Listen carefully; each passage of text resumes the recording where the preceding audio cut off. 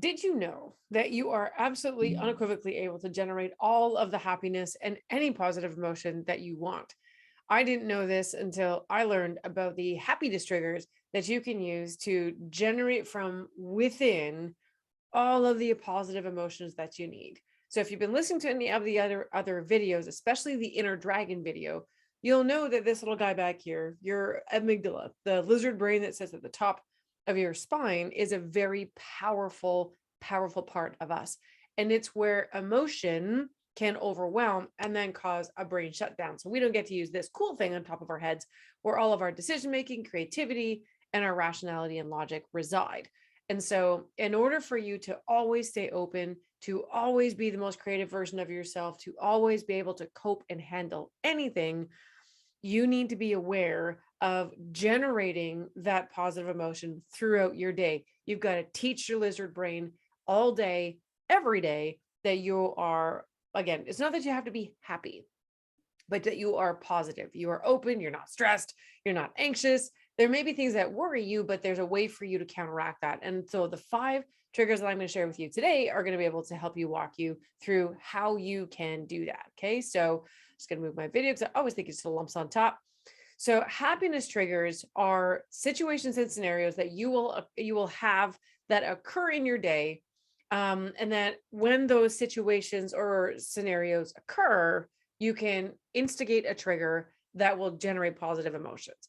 Okay, so it's training your brain that when this happens, think of something positive, generate some positive emotion. Okay, so that's what a happiness trigger is. It's something that various different scenarios and situations you will have happen in your day. And those are anchors or triggers to make you think in a positive way. So there's lots of different ways you can do that. You may come up with your own, but what I wanted to do is share you with my top 5. Okay, the first one is called door frame triggers. So I live in a house, I work in an office, and it has a door, right? So what happens with door frame triggers is every time you go out that door, it triggers you to think of something really positive.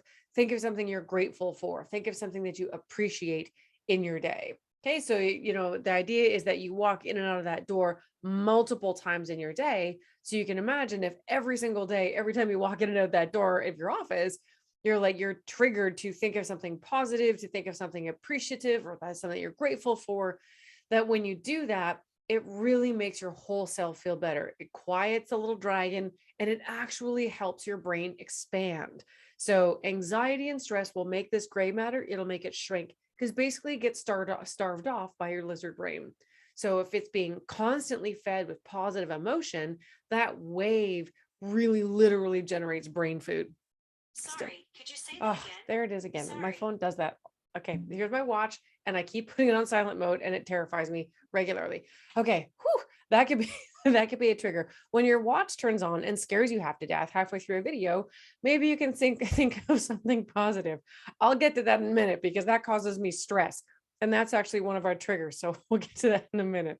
It's very apropos that that happened. Okay, door frame triggers is one of the first ways for you to constantly have something where you go in and out of a door and you think of something positive. So if you're worried about not remembering, you can put a little sticky note on the side of the door frame, right? So maybe you touch that every time you go out. You can put something on the back of the door if your door is often closed. So as you approach the door, you see it and reminds you, happiness trigger, that kind of a thing. Okay, so that's what a door frame trigger is. The next one is a waiting trigger. I personally love this one. I like all of these, but I love to practice this one. This is basically you're waiting in line somewhere and you just look around you and there you look for something to appreciate, something that brings you joy. And so, for instance, if you're waiting at Starbucks, what I love to do when I'm waiting in Starbucks is I look behind and I'm like looking at the baristas and the baristas. Are they all coming? I don't know, whatever. The people behind who are making all the coffee. I look at how they interact because often, well, the one I have right here, they really get along and they are always laughing. They're always talking. And it's really actually quite fun to watch. Or I'll see a child and the parents interact, or I'll see, a really nice, affectionate couple. And if no one else is there and that really doesn't do it for me, I'll just look around and maybe look outside the window and maybe I'll just appreciate that it's a nice sunny day or that it's a day and I am here. And sometimes that's enough. We're like, whew, life can be hard. And so maybe going from 0 to, 100% appreciative is a bit hard, but there's always something positive in our environments that we can find when we actually go to look for it. So what this is teaching your brain is to actively seek out things in the world that are positive. We are always inundated with negative information. A waiting trigger allows you to actually seek the positive. When you teach your brain to always look for the positive, what it does is it will focus less on the negative going forward and more on all the different good things that you can see in your day. Okay, so waiting triggers is a really awesome one to practice to train your brain to seek the positive and the good in the world and not focus on the negative. The next one is notification triggers. You can do that on your phone. This is the most popular way of doing it. Obviously, you would put series of notifications on your phone throughout the day with some positive messages. Maybe there's a favorite book there's a quote that you really like. Maybe there's something that you do or that you want to remind yourself to do. I have a client of mine, it's really cute. At 9 o'clock, I think 1 o'clock every day, her phone notification trigger goes off and it says, be intentional. Because what she's supposed to stop doing is maybe she's just sort of like chatting out in the bullpen with everybody. She's supposed to stop that and come and do her money making work. She's going to be intentional with the work that she's doing. And this is actually rolled out so well that in her office, that thing goes off. Everyone else hears it and everyone else says, be intentional. And it's really quite cute. So notification triggers can be really good to train your brain. At this time, think this thing. At this time, do this work, right? So it trains it to be, again, whatever you want it to be. In case of my client, be intentional. Maybe you want to meditate. Maybe you want to, be aware of distractions. So think of something you're trying to get rid of maybe, or something you're trying to be more disciplined in, and that you can use as a notification trigger. Do try to make it important enough that it's not something that you start to ignore. Because the thing about notifications, especially if you have a lot, they can kind of get lost in the mix. So make it actually, you can, if you want, you can make it a notification, or like my client, you can actually turn it into an alarm. So an alarm is something that goes off that is more than just a bing. It's always something you have to intentionally go and turn off. Hey, that could be another form of a notification trigger.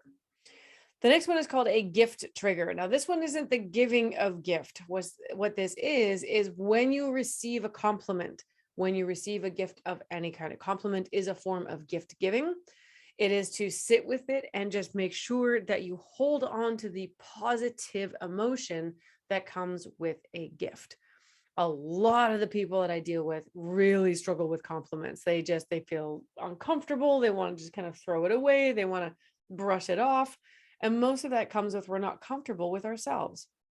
And if you're not comfortable with yourself, of course, you're not going to want someone to look at you and appreciate you, because you're like, why would someone appreciate this?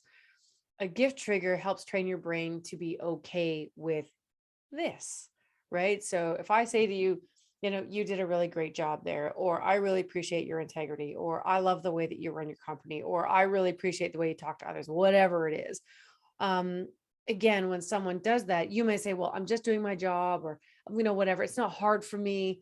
And again, that can, what you can use to be kind of push the compliment away. Instead, I want you to hold on to that. And I want you to do one thing. Say, thank you. Thank you. That means a lot. And when you train yourself to say, thank you, that means a lot, you're training your brain on being able to be open and accepting of these gifts. So a gift, if someone gives it to you, if someone actually gives you something, you have a hold on to that and you're like, wow, like this really means something to me. Compliments work the same. So if you're kind of squidgy with compliments, gift triggers are an amazing way for you to rehabilitate your emotional relationship with gifts. Recognize it for what it is, because the other thing about gifts, when people give it to you, they're kind of giving a piece of themselves to you. And if you slough it off and you push it off, you're rejecting them. And you're not trying to, but it doesn't matter what you're trying to do. It matters what you're actually doing.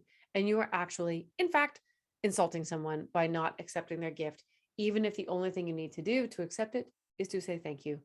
So gift triggers, when someone pays you a compliment, gives you a gift, is to sit with that and to say thank you.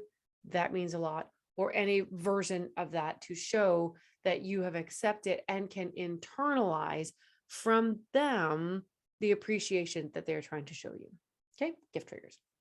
Last one is stress triggers. Okay, that's this thing. This thing stressed me out when it turned on. I don't know how to turn this thing off. I should probably just get rid of it. It just feels like several times a day that thing goes off and Siri turns on. Don't turn on Siri, please. And says something, and it stresses me out.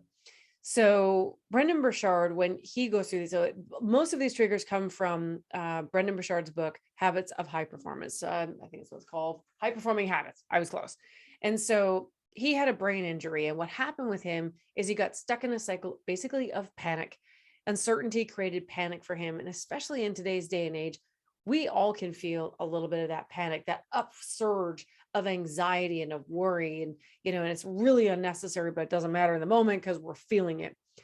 A stress trigger is don't trigger stress, but a stress trigger instead is when you have that upwelling of anxiety, what can you do to dissipate it? So anxiety is a panic attack, or these upwelling of anxious feelings.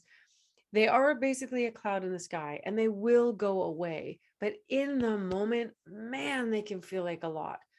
And so what you need to be able to do is, instead of allowing that panic to go up, up, up, up, up and spike, there's something you can do that allows you to ease the curve and get back down on the other side of the wave of that upswell of panic. And so you have to figure out what that is. So for me, when I start worrying about things and, about programs or clients or things that I need to do around the house, my safe phrase, my stress trigger is I take 3 conscious breaths and I say to myself, now what can I do about it? Because action reduces anxiety because you're moving towards something. Anxiety is needless worry about what's going to happen next. It's when we're faced with uncertainty, or we are worried about the future, or we're really stressing about the past. You need to be able to get yourself out of that. And small steps forward can do that. The first thing, however, which is really important to when you're feeling stressed to start making that go away, is at least 3 conscious breaths, or 10 or 20 or a minute, or whatever you have to do. You have to introduce oxygen back into your body because you're getting a hit of cortisol, and cortisol does a whole bunch of bad stuff to you. So you need to replenish the oxygen, which helps dissipate the cortisol, which is now coursing through your veins and create a big adrenaline rush.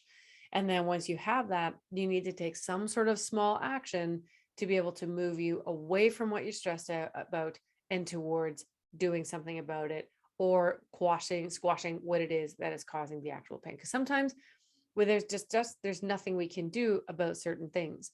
And so if you're facing something for which you have absolutely no control, but you're very worried about it or anxious or whatever, you have to be able to find a way of calming yourself down, of basically saying it is out of my hands, of saying I am capable of dealing with whatever comes. I am open to the outcomes, whatever you need to say to, again, take that lizard brain, which is now trying to take over all of your brain, and quiet down again.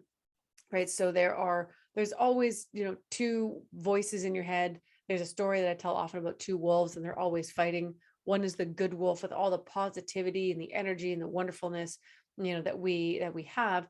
And the other one is all of our stress, our anger, resentment, bitterness, judgment, and all those real nasty things. And they're constantly at war in our brains.